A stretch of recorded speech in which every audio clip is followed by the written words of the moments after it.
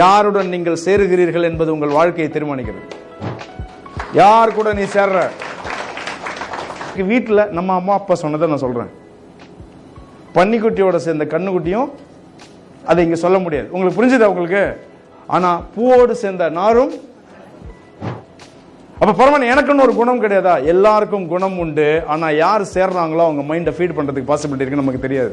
நம்மளோட லைஃப்ல நிறைய நேரத்துல நம்ம கொஞ்சம் க்ளோஸ் ஆன உடனே எல்லாரும் நமக்கு ட்ரஸ்டோட மைண்ட் தான். அது எந்த நண்பனா இருந்தாலும். ஆனா தப்பானவனா இருந்தாலும் எனக்கு தப்பானது உள்ள வந்துடும்.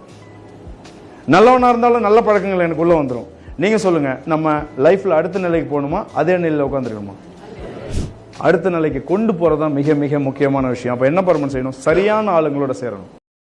இந்த வீடியோ பிடிச்சிருந்ததுன்னா லைக் பண்ணுங்கள், ஷேர் பண்ணுங்கள், கமெண்ட் பண்ணுங்கள். இந்த மாதிரி வேலைகள் உங்களுக்கு வேணும்னு சொன்னால் வெற்றி சேனலை ஃபாலோ பண்ணுங்கள். ஃபோன் நம்பருக்கு கான்டாக்ட் பண்ணுங்கள். நன்றி.